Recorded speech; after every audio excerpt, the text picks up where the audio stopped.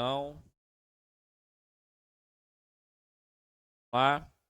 Então vamos dar sequência aqui na nossa aula sobre eficiência energética e edificações, falando agora de bombas hidráulicas, né? O pessoal está aqui presencial e o pessoal que está aí remoto, está ok, né? Beleza? Vamos lá.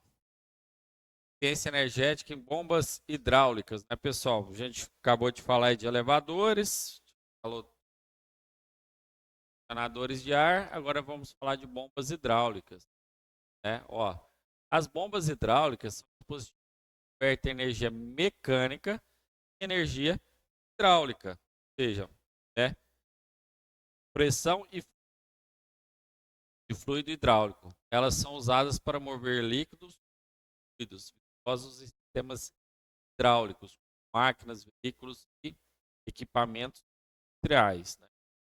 Ela vai converter essa energia mecânica, a gente vê que tudo é transferência de energia, em energia hidráulica, tá? As bombas hidráulicas funcionam por meio de um conjunto de engrenagem, pistões, rotores ou palhetas, que são movidos por um motor elétrico, né? Onde que vem essa energia mecânica que ela vai converter em energia hidráulica? Motor elétrico. Você vai ter um motor elétrico acoplado, né, ao eixo da bomba. O motor a diesel pode ser um motor elétrico, um motor a diesel, uma turbina ou outro tipo de fonte de energia, mas o mais comum é falar de motor elétrico, né? Quando o motor aciona o conjunto, ele cria um vácuo que suga o fluido hidráulico do reservatório e envia por meio de bomba para o sistema hidráulico. A pressão do fluido hidráulico produzida pela bomba é proporcional ao tamanho da bomba, à velocidade de rotação do conjunto e ao torque do motor. Então aqui a gente tem um exemplo aqui, ó, parte aqui, né? E aqui a gente já tem a bomba aqui. A bomba para funcionar, ela precisa seja elétrico, a diesel, no caso aqui. Olha só, aqui, né, nessa animação, a bomba, o acoplamento, tem aqui e a bomba. Então aqui é a parte da sucção e recalque, né? Então aqui é onde que ela vai dar o recalque para vai enviar. Aqui, né, o site aqui da Traction, né? Ela mostra aqui sobre tendo funcionamento, como evitar falhas operacionais. Aqui acho que eu vou deixar para vocês verem depois. Calma, tem um link aqui, tá? Embaixo, ó. Depois vocês dão uma olhada nesse. Bom, uma coisa que se deve ser dita, um sistema de bombeamento, é sobre a curva do sistema. Ela tem uma curva ótima. Aqui, quando você fala de altura nanométrica de trabalho e vazão de operação, tá? Então, você tem um ponto ótimo aqui, né, que seria uma curva de eficiência. Entenderam? Às vezes não adianta aumentar muito a vazão, né? Porque aí você vai acabar perdendo. Então, você tem um ponto. A curva de eficiência, uma bomba hidráulica, é uma representação gráfica que mostra a relação entre a vazão, a pressão e a eficiência da bomba em uma determinada condição de operação. A curva mostra a eficiência da bomba em da vazão e da altura manométrica total. Em relação à eficiência, em relação à vazão, tem aqui QT, ó, da altura manométrica total HT, tá? Que representa a diferença entre a pressão da pressão e a descarga da bomba.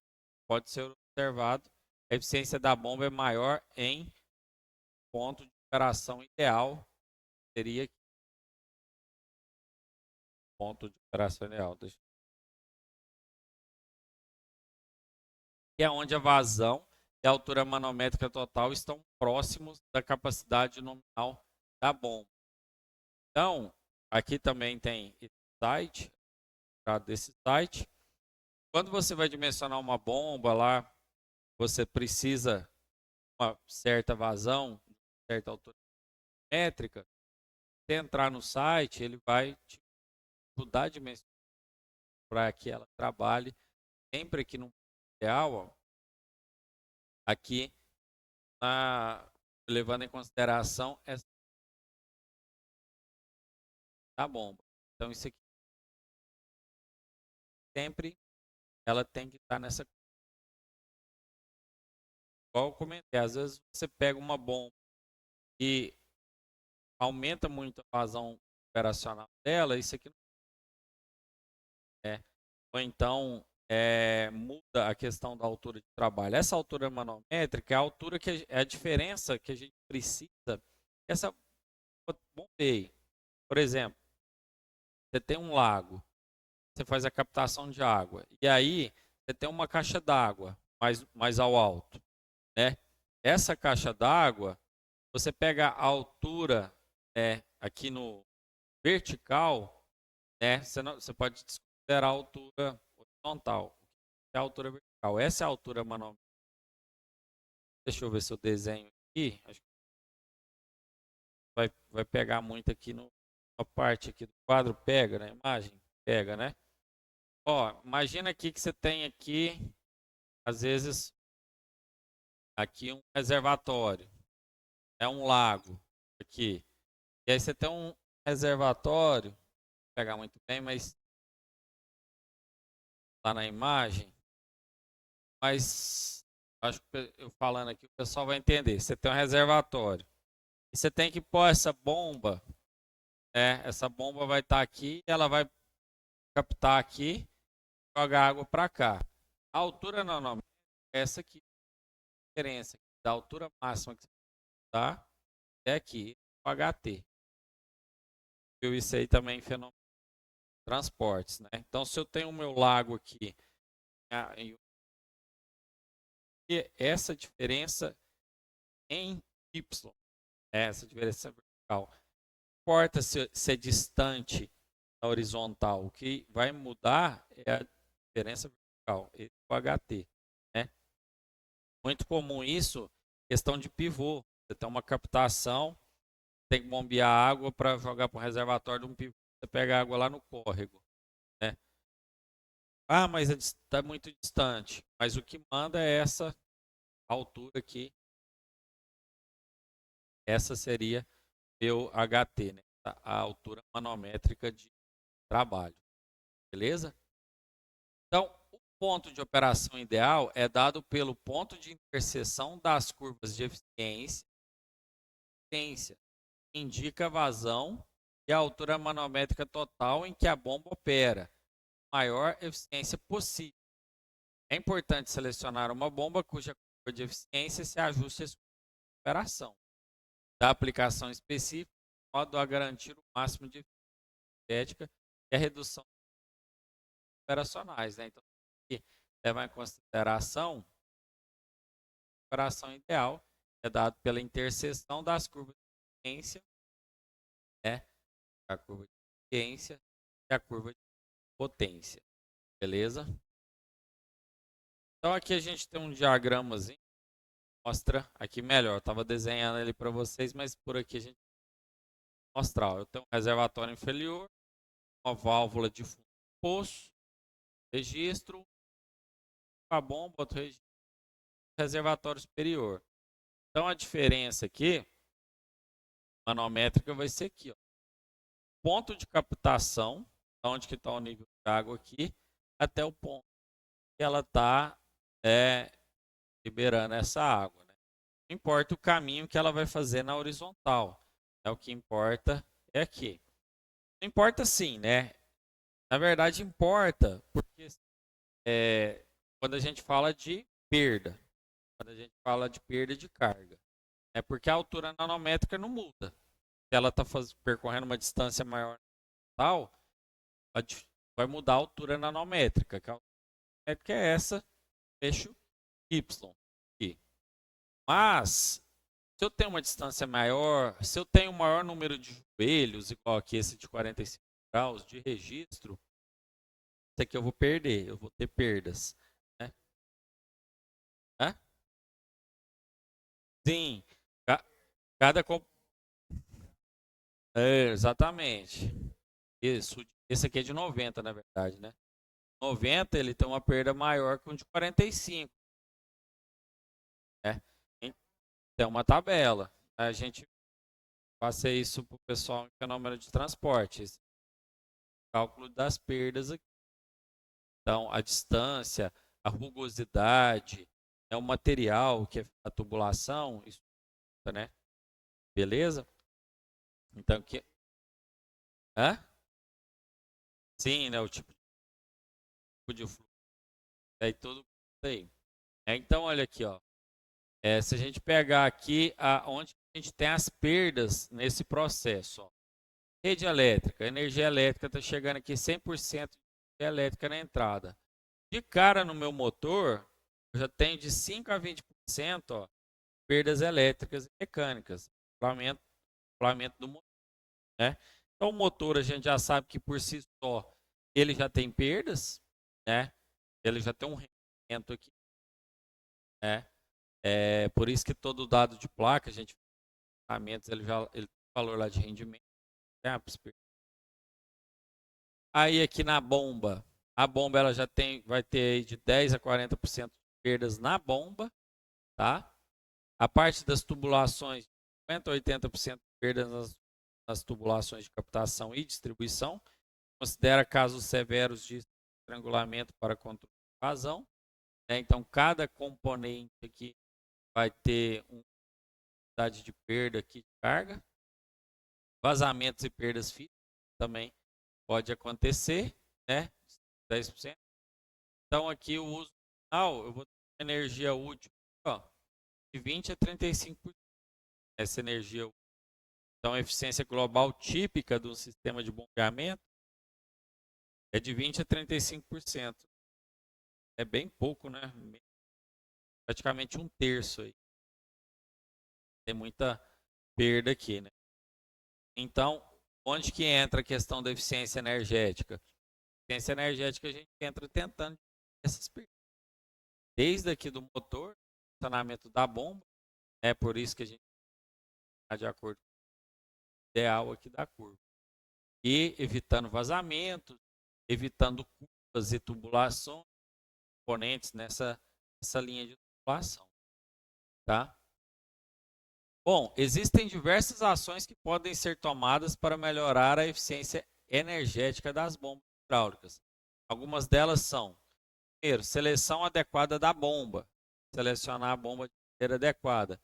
Escolher a bomba com capacidade e tamanho adequados para aplicação, a fim de evitar desperdício de energia e excesso de pressão no sistema.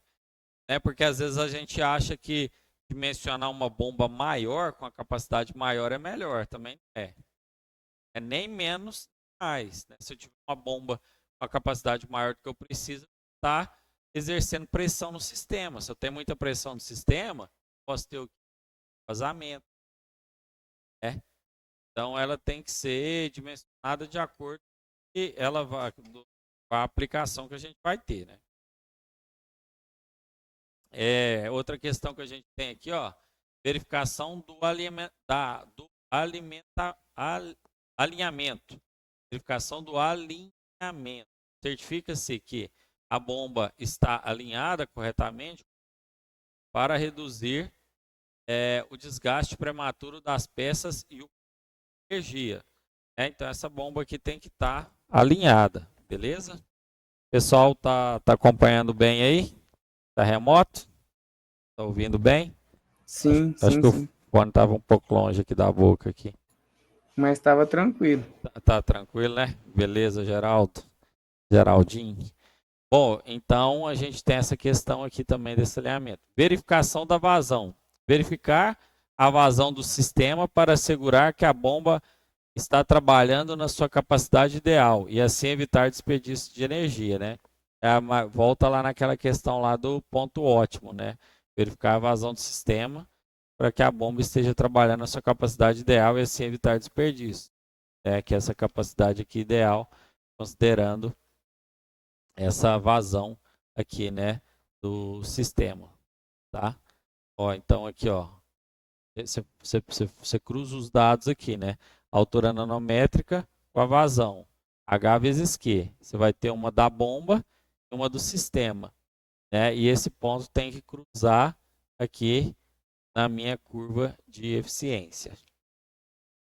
Bom, outra questão, manutenção preventiva. Manter a bomba em bom estado de conservação a partir de inspeções e manutenções preventivas, né? Como troca de filtro e lubrificação de peças. É algo que a gente também está vendo na disciplina aí de manutenção, né, pessoal?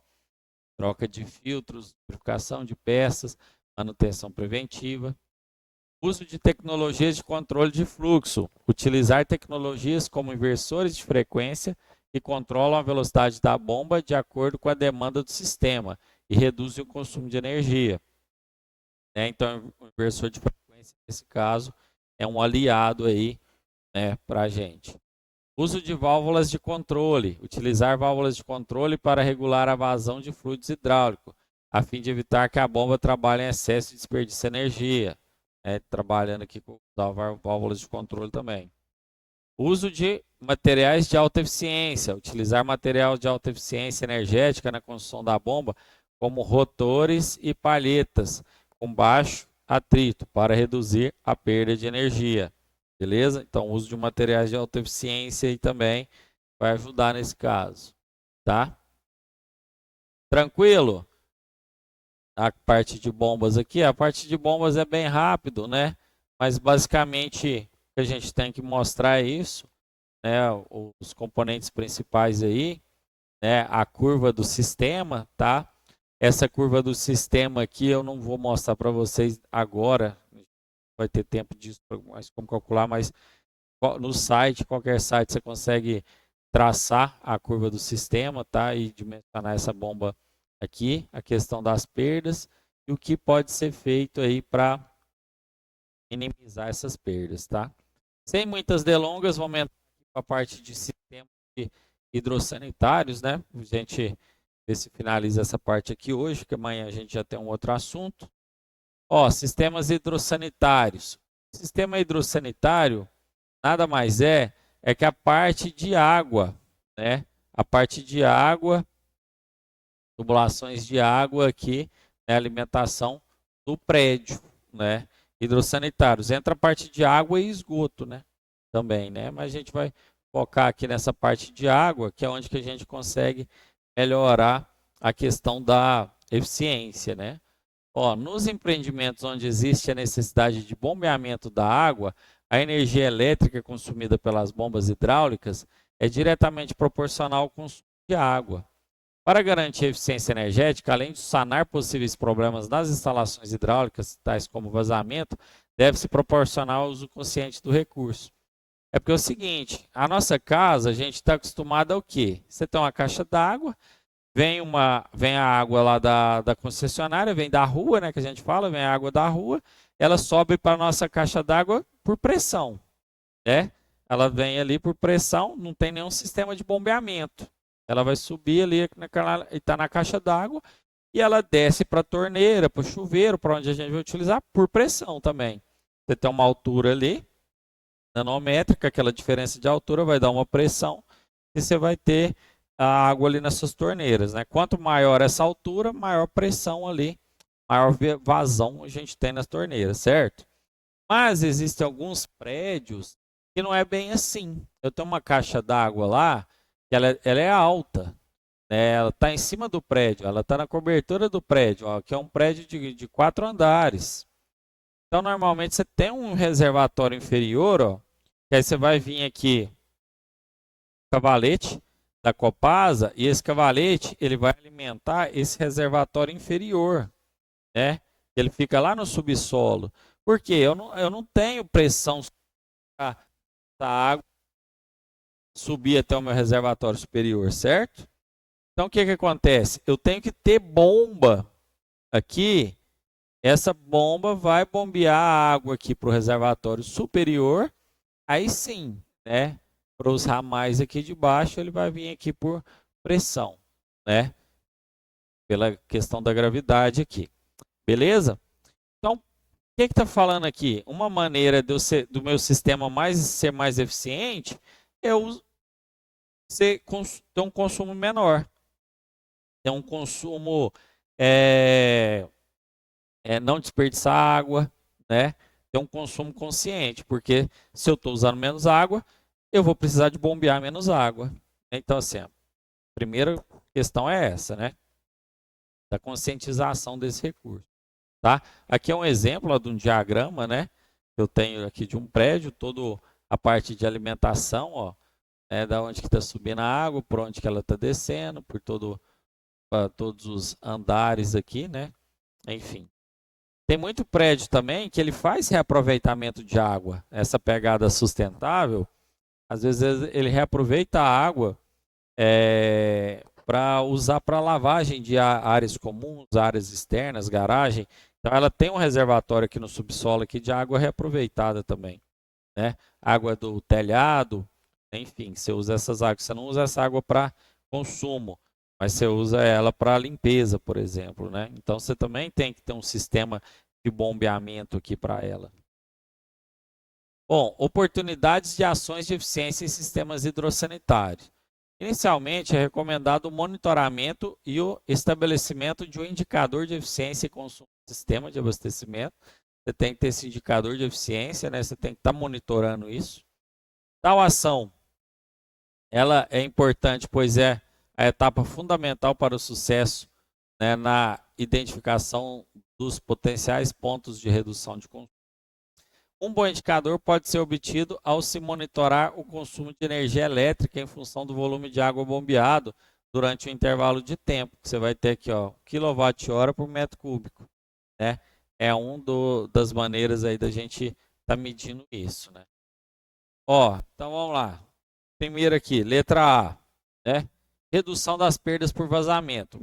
Método de monitoramento e controle eletrônico de nível de reservatórios e do fluxo de água em pontos estratégicos da instalação pode auxiliar na detecção e resolução rápida de possíveis vazamentos. Então aqui um exemplo aqui de um diagrama sem vazamentos e aqui um com vazamento, tá? Você vê que o nível aqui ele abaixou, né? Vazamento em cisternas e edificações. Então o que é o teste que você vai fazer aqui? Você vai fechar o registro de saída da cisterna do edifício, prenda completamente a boia da cisterna, ou seja, para ela não deixar reabastecer, né? Impedir. Marque no reservatório de água. Após uma hora, caso afirmativo, existe o vazamento da cisterna. É um método fácil aqui, né? E de verificar se você está com vazamento ou não, tá? Redução das perdas por vazamento aqui, seguindo, né? Não, esse aqui repetiu o mesmo slide, né? Repetiu o mesmo slide. Tá? Aí aqui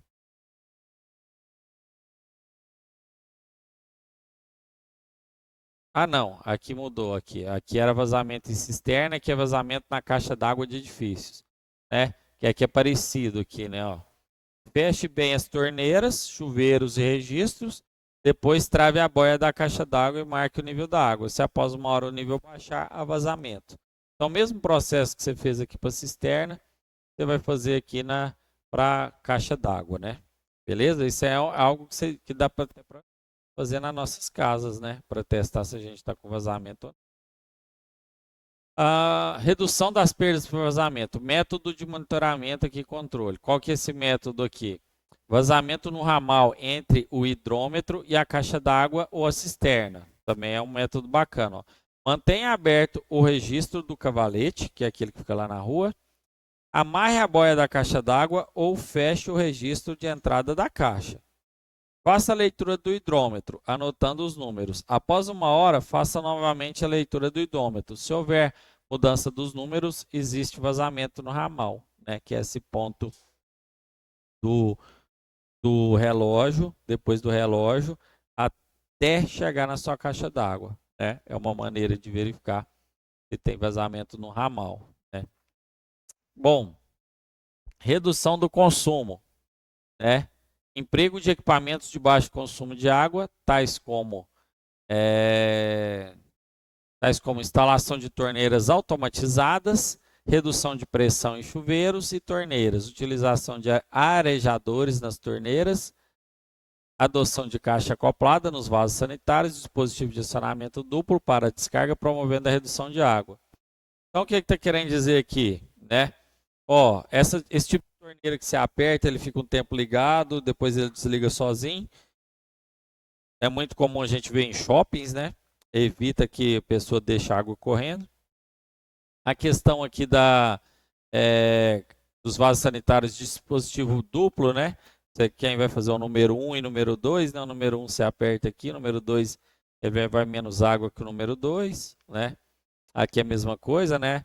Utilização de caixa acoplada. Então, teoricamente, essa caixa acoplada aqui, ela economiza água, né? Porque aquela válvula que você aperta e deixa correr, vai muita água embora. Aqui, esse aqui também é, ó. 3 ou 6 litros, né, no caso ali, que ela vai liberar, né? Então, tem esse controle aí também. Tem. Maior, menor, aí aqui, ó, torneira, né? A torneira com arejador. Pessoal, isso aqui, ó, não sei se tem na casa de vocês, mas é uma coisa algo que eu indico demais vocês usar. É esse arejador. Ó, uma torneira aberta sem arejador, ela gasta 16 litros por minuto. Uma com arejador comum, 6,5 litros por minuto. E uma com arejador spray, 3 litros por minuto. O que é esse arejador? Você coloca na pontinha da torneira aqui, e aí o que é arejar? Ele cria bolhas, né, de ar junto da água. Né? Então aí cai aquela água, você põe em cima de um prato ou de uma panela, a água cai lá, você vê que ela está cheia de bolinha. Então isso ajuda a economizar água. Né? Você está economizando água e até para limpeza ali de panela, quando você vai lavar as louças, é melhor. Se for lavar a louça assim, com a torneira caindo água sem arejador, ela bate em você e espirra. Ela espirra em você. Com o arejador, não. Ela cai ali e espalha, né? E economiza e facilita ali no dia a dia, né? Então, são coisas simples que você consegue aí estar economizando, né? Algumas oportunidades de ações de eficiência em sistemas hidrossanitários, o deslocamento do consumo, né? A automação do sistema atualmente é realizada apenas pelo monitoramento dos níveis do reservatório por meio de chave boia. Dessa forma, as bombas podem vir a entrar em funcionamento no horário de ponta, quando o custo de energia é mais alto. Amanhã a gente vai falar dessa questão de tarifação, mas vocês já tiveram aula disso, vocês sabem o que é horário de ponta e fora de ponta, né?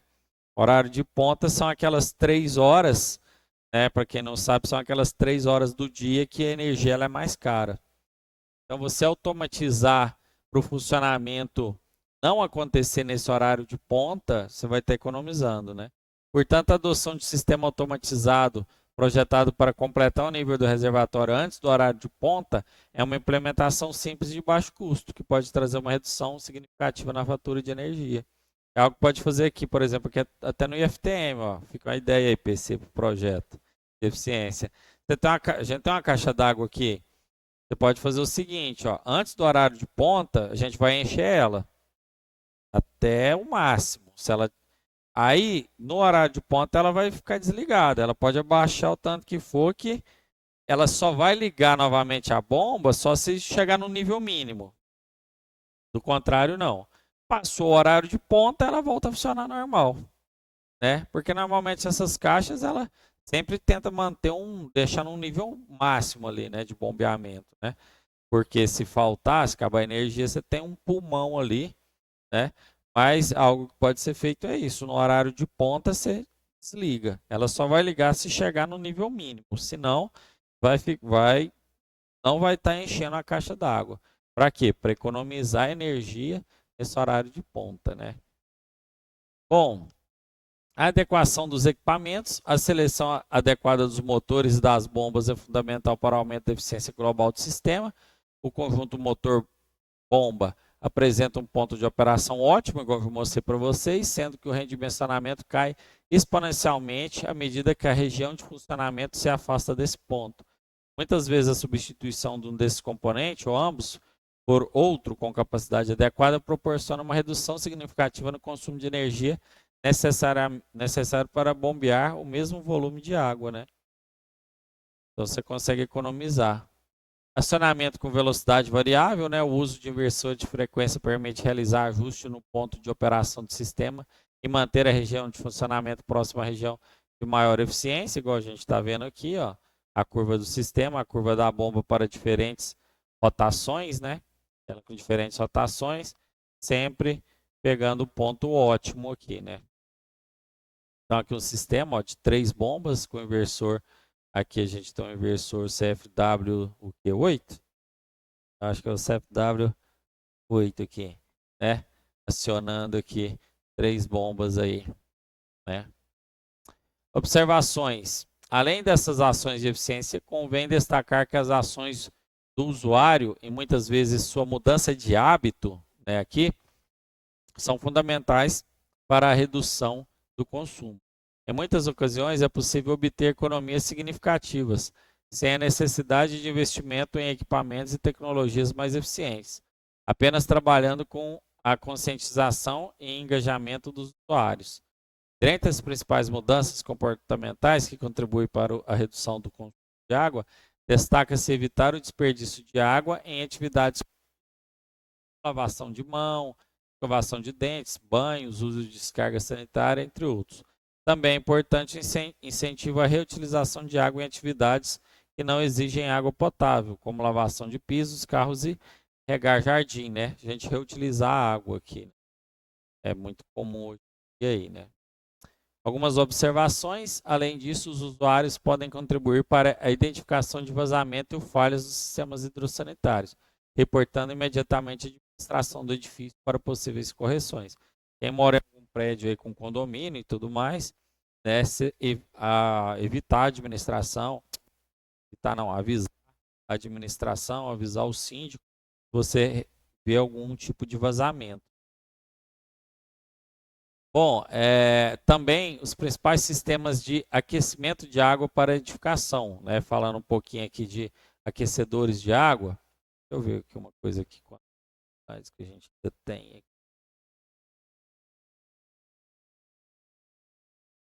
Slide aqui ainda hoje. Deixa eu ver aqui tá onde que a gente pode ir. Parte de aquecedor. Depois eu vou entrar em caldeira. Ah, não. Não tem tanto, não. Tem aqui. Aquecedor. Já tá bem. Mas aqui é rápido aqui. Acho que dá pra gente fazer aqui. Dá pra gente fazer aqui, pessoal. Às vezes a gente passa aí uns 10 minutinhos hoje, só para finalizar esse tópico aqui, tá? Beleza? Eu vou passar mais rápido aqui. O que fala aqui da parte de aquecedor a gás? Esse sistema utiliza um equipamento alimentado por gás para aquecer a água. É comum em edifícios residenciais e comerciais de pequeno e médio porte, né? Então, o que é isso aqui? Alguns prédios, pessoal, a água lá, para não ter que usar energia elétrica, usa esse tipo de aquecedor, né? O aquecedor de água, né, funciona pela queima do gás natural ou do GLP, né? E aí ele utiliza essa questão, né? Para melhorar a eficiência desse queimador, o que tem que ser feito aqui, ó? Instalação de um termostato para controlar a temperatura da água. Isso evita que a água seja aquecida desnecessariamente, né? Chegou até certo ponto, você bota lá no termostato. Eu quero no máximo 35 graus essa água. Então chegou ali, ele para, ele não deixa aquecer mais. Isolamento térmico dos tubos, né? Também para não ter perdas aí na tubulação. Verificação regular do equipamento, né? Da manutenção desse equipamento. Substituição de equipamentos antigos para equipamentos novos, né? Uso de aquecedor solar para dar um apoio aqui, né? Uma alternativa para reduzir o consumo de gás, melhora a eficiência energética e a instalação de uso de aquecedor solar. Ah, mas por que eu não posso só ter solar? Porque às vezes um dia que não tem sol, um dia que está chuvoso, só o solar ele não consegue atender o prédio como um todo. Então você tem que ter esse aqui de apoio também, né? Práticas de uso consciente. É importante que os usuários adotem práticas conscientes, né, do uso da água. Bom, pessoal, só fazendo um parêntese aqui, esse aquecedor aqui, ó, solar, essa questão da manutenção, de troca de equipamentos antigos para o novo, ela é muito importante. Isso aqui já teve caso de famílias morrerem dormindo por conta de vazamento de gás de aquecedor. Estava dentro do apartamento, teve um caso, acho que de uns brasileiros, que eu acho que estava na Argentina, e morreu dormindo. Lá foi ver era vazamento no aquecedor, né? Ele vai liberando o gás aqui na queima, ele vai liberando CO2, você não percebe, né? E morre ali dormindo. Então tem que tomar muito cuidado com a manutenção disso aqui. Né? Os que morreram dentro do carro. Não, e esses são de Patos de Minas, aquele lá, né? Tava lá no.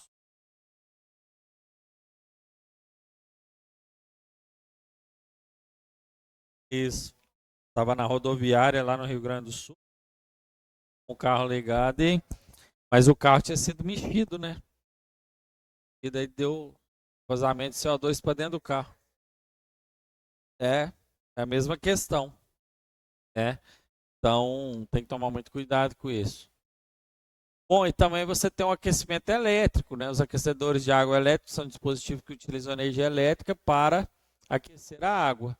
O funcionamento pode variar dependendo do modelo, mas em geral consiste em um tanque isolado termicamente com um elemento de aquecimento e um termostato. Você vai ter aqui a resistência para aquecer e o termostato para manter ali a temperatura, né?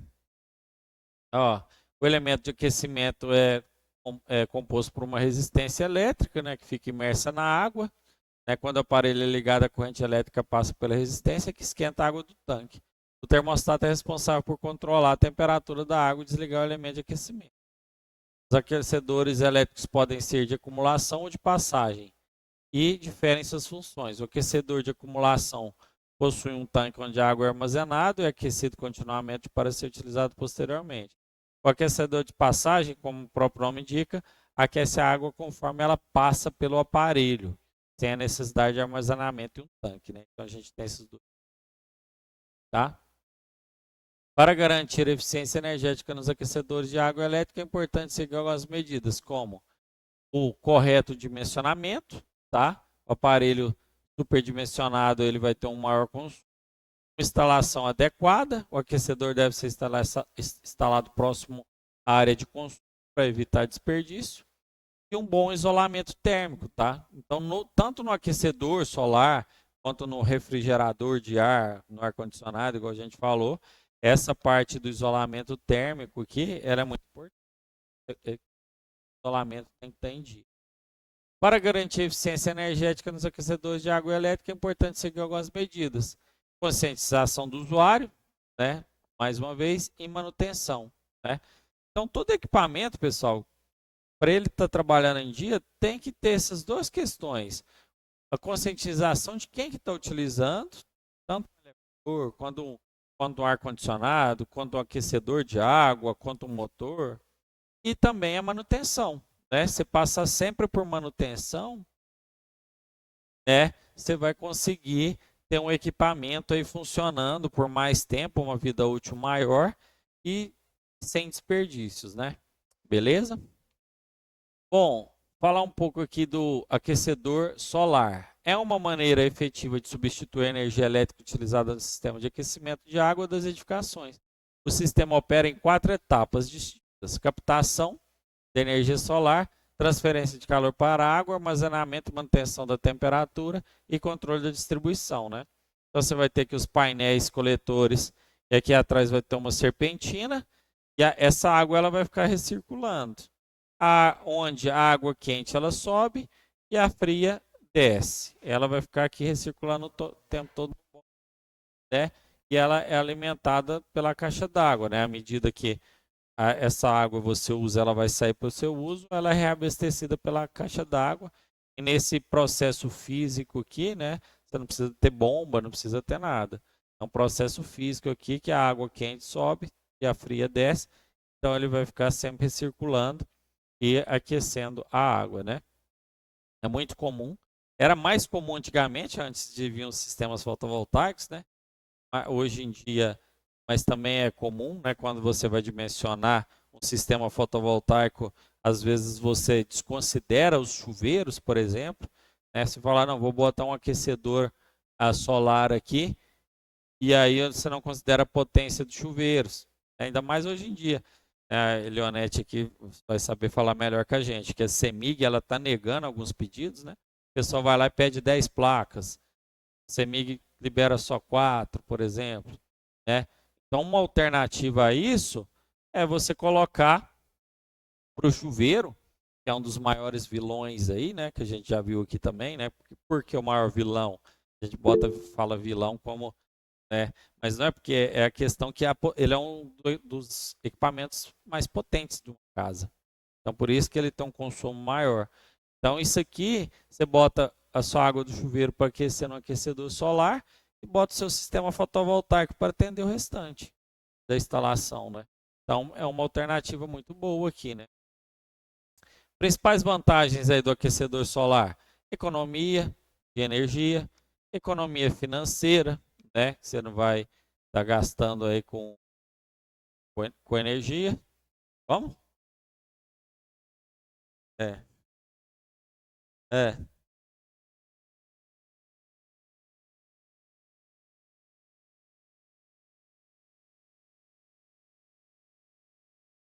Ah, sim, né? Questão de eficiência aí, ser mais eficiente, né? O chuveiro de hoje ele ser mais eficiente do que os anteriores. Não, sim. Pontos. Apesar, sim, que o princípio dele é o mesmo, né? Uma resistência ali, mas é, você tem os chuveiros eletrônicos, você consegue controlar mais a temperatura, né? Porque antigamente eu era frio, ou morno ou quente, né? Então, hoje você consegue controlar, é, é mais fácil, né?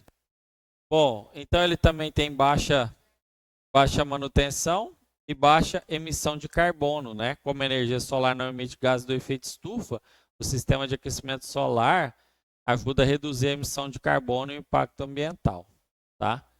Aí ele também tem desvantagem. O que são as desvantagens aqui do aquecedor solar? Alto custo inicial, né? Que você vai ter um investimento inicial. Apesar dele ter barateado, tá? A questão de muita gente começar a pôr só sistema fotovoltaico e ele foi ficando de lado e ele barateou. É porque às vezes você bota um sistema fotovoltaico que atende o seu chuveiro. Aí você não precisa ter esse custo a mais. Talvez na sua casa você não tenha estrutura de cano, né? Porque que outro custo inicial que ele aumenta é porque também você tem que ter uma estrutura. Para você botar seu chuveiro aquecido para ele receber a água quente do aquecedor solar, você tem que ter a tubulação de água quente e de água fria. Essa tubulação de água quente ela é mais cara, né? Então, se você não tiver ela pronta, você vai ter que quebrar a parede para passar.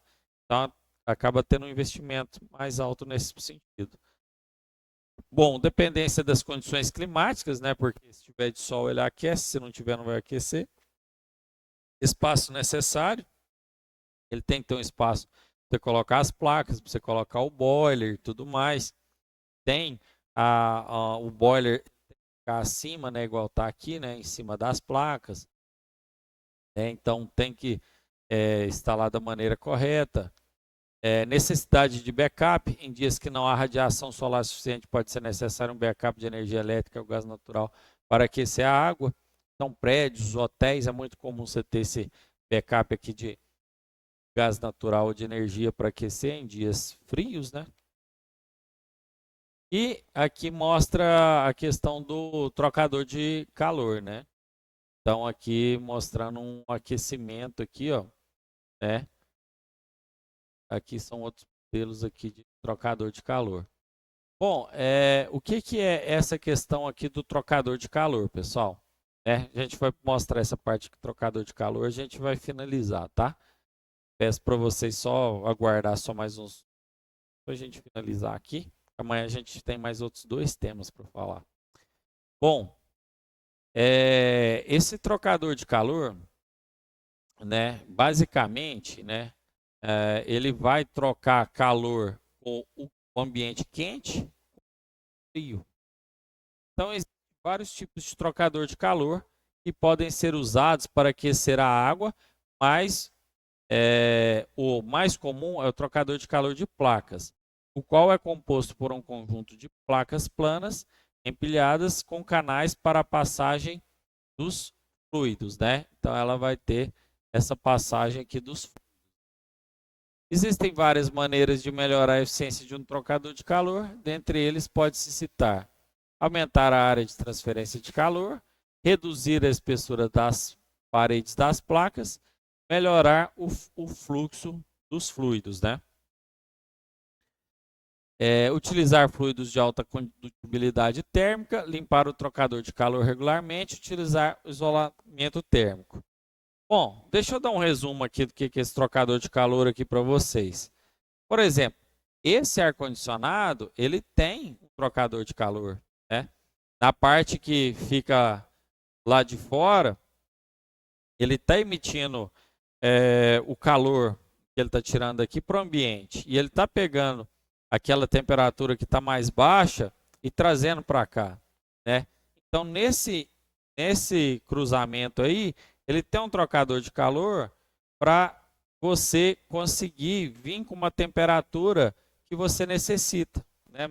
Tanto aqui na saída quanto na entrada, né? É como se eu tivesse o seguinte, né? Por exemplo, se eu estou usina hidrelétrica, não, usina nuclear, tem essa questão do trocador de calor, para você já chegar com a água um pouco mais quente ali no seu sistema, na hora de liberar a água, liberar um pouco mais fria. Porque, por exemplo, pensa numa usina hidrelétrica. Eu uso a água do mar para refrigerar o meu sistema, certo? Beleza. Aí o que eu vou fazer lá? Eu tenho uma caldeira que eu tenho que aquecer aquela água, ela vai sair muito quente, vai gerar o vapor que vai gerar a turbina. Depois essa água condensa e eu tenho que voltar com ela para o sistema, né? Então, quando ela cruza uma com a outra, a que está quente, né, que ela está saindo quente, para ela já aquece um pouco a que está entrando. Então, eu estou trocando calor aqui. Então, eu posso trocar calor no sentido de... Então, quando eu tenho uma água quente saindo para o ambiente, uma água fria entrando para o sistema, né? Vamos pôr aqui, ó. Né? Eu tenho uma água quente, aqui os pincéis em vermelho, água quente, o azul é frio. Água quente saindo para o sistema. Água quente saindo do sistema, água fria entrando para o sistema. Mas o meu sistema, eu preciso de água quente. E para jogar aqui vamos falar assim, para a natureza, para ela voltar, eu preciso da água fria. Então, essa água quente que está saindo, ela troca calor com a água fria que está entrando, aquecendo ela um pouco. E a água fria que está entrando, ela esfria um pouco a água quente que está saindo. Então, essa troca de calor é boa para os dois lados. Porque aqui eu quero uma água quente. Opa, mas essa água está entrando muito gelada. Ah, mas peraí, a água quente que está saindo, se eu passar um pouquinho do calor dela para essa água aqui, ela entrando um pouquinho mais quente, para mim é melhor. E essa água aqui saindo um pouquinho mais fria, também para mim é melhor. Então, esse que é o trocador de calor, né? Você vai ter essa troca de calor entre a água quente e a água fria, deixando a água quente um pouquinho menos quente e a água fria um pouquinho menos fria. Isso, para o meu sistema, é algo bom, né? Que é isso aqui que a gente está mostrando. Ó. Essa troca, né, entre água quente com a água fria, né? Para fazer essa movimentação. Então, por isso que está falando que se eu reduzir a espessura das paredes, é algo que vai melhorar, né? Se eu tiver uma área de transferência de calor maior, vai melhorar. E se eu tiver o melhor fluxo dos fluidos, também vai melhorar aqui na questão da minha eficiência. Então, beleza. Então aqui, ó, outras maneiras aqui, né? Ó, utilizar fluidos de alta condutividade, limpar o trocador de calor regularmente, utilizar isolamento térmico, tá? Então aqui, um exemplo aqui também é uma caldeira, né? Uma caldeira é um equipamento que utiliza uma fonte de energia, geralmente combustível fóssil, para aquecer a água e produzir vapor, o qual pode ser utilizado para diversas aplicações, como gerar energia elétrica, aquecer ambientes ou processos industriais. Então aqui a gente tem um diagrama de uma caldeira, onde eu tenho um quadro, queimador, a saída de gás, manômetro, pressostato, controle de nível, saída de vapor, tubulação de gases, a válvula de segurança e o dreno, né? Então aqui, ó, eu vou estar aquecendo aqui, né? E aqui nesses dutos, nesses canos vão estar circulando água. E aí eu vou aquecer nessa água, ela vai virar o quê? Vai virar vapor. E aí na saída de vapor, eu tenho acoplado em um gerador, né? Está acoplado a um gerador que vai gerar energia. O funcionamento básico de uma caldeira é baseado em 5 passos principais. O combustível é queimado, né? A combustão gera calor, a água é aquecida até que se transformar em vapor. O vapor produzido é direcionado para o local onde será utilizado.